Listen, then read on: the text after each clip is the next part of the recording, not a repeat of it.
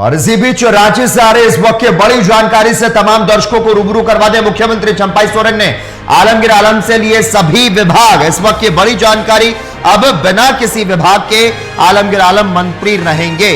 ग्रामीण विकास और पंचायती राज विभाग भी मुख्यमंत्री चंपाई सोरेन ही संभालेंगे। तो मुख्यमंत्री चंपाई सोरेन ने आलमगीर आलम से सभी विभागों को ले लिया है और इसके बाद अब बिना किसी विभाग के आलमगीर आलम मंत्री रहेंगे। ग्रामीण विकास और पंचायत राज विभाग भी मुख्यमंत्री चंपाई सोरेन ही संभालेंगे। इस वक्त की बड़ी जानकारी बता रहे हैं जो कि रांची से निकलकर आ रही है। अब बिना किसी विभाग के आलमगीर आलम मंत्री रहेंगे, क्योंकि अब ग्रामीण विकास और पंचायत राज विभाग भी मुख्यमंत्री चंपाई ही संभालेंगे।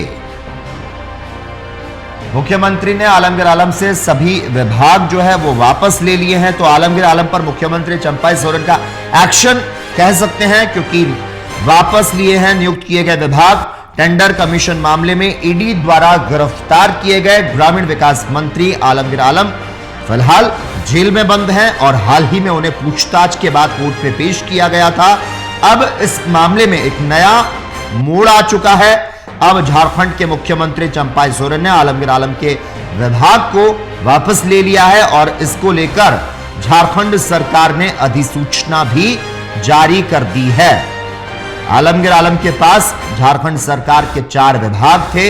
इसमें ग्रामीण विकास विभाग, ग्रामीण कार्य विभाग और पंचायत राज विभाग भी शामिल है।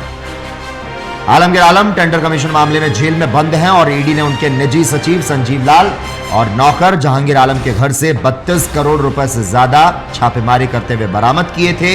ईडी ने आरोपित ग्रामीण विकास मंत्री आलमगीर आलम और उनके निजी सचिव संजीव कुमार लाल और उसके नौकर जहांगीर आलम, ग्रामीण विकास विभाग के निलंबित चीफ इंजीनियर, उनके सहयोगी सहित 9 आरोपितों की न्यायिक हिरासत अवधि 2 सप्ताह के लिए बढ़ा दी थी। और इस खबर पर ज्यादा जानकारी देने के लिए इस वक्त हमारे साथ अभिषेक भारती फोन लाइन पर जुड़ चुके हैं। अभिषेक भारती, आलमगीर आलम पर मुख्यमंत्री चंपाई सोरेन का एक्शन नजर आ रहा है, वापस लिए हैं नियुक्त किए गए विभाग, क्या कुछ तमाम जानकारी इस खबर पर? देखिए, इसको इस तरीके से देखा जाना गलत होगा कि आलमगीर आलम पर चंपाई सोरेन का ये एक्शन हुआ है, बल्कि इसको इस तरीके से देखा जाना चाहिए कि आलमगीर आलम पर चंपाई सोरेन का ये रहम है।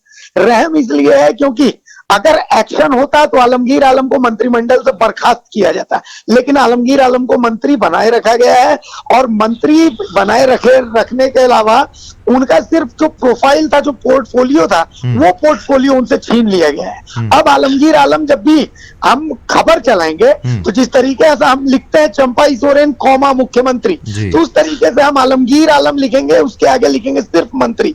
उनके विभाग उनके नाम के आगे नहीं लिखे जाएंगे, क्योंकि उनके जो विभाग हैं, चाहे ग्रामीण विकास विभाग, चाहे पंचायती राज विभाग, चाहे संसदीय कार्य, ये तीनों विभाग जो है वो चंपाई सोरेन खुद अपने पास रखेंगे। और इससे जुड़ी जो जानकारी है वो राज्यपाल सीपी राधाकृष्णन को चंपाई सोरेन के द्वारा उनके कार्यालय के द्वारा भेज दी गई है।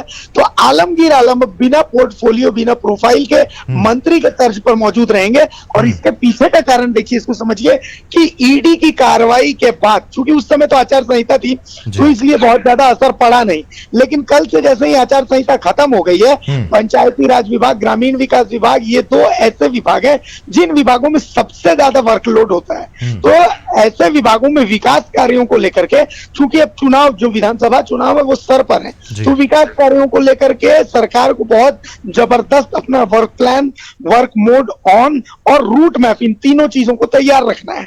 तो उसके लिए ये विभाग के मंत्री जो है उनको एक्टिव रहना पड़ेगा। और आलमगीर आलम फिलहाल कोई विभागीय फैसला ले नहीं सकते, क्योंकि वो ईडी की कस्टडी में है और वो जेल में।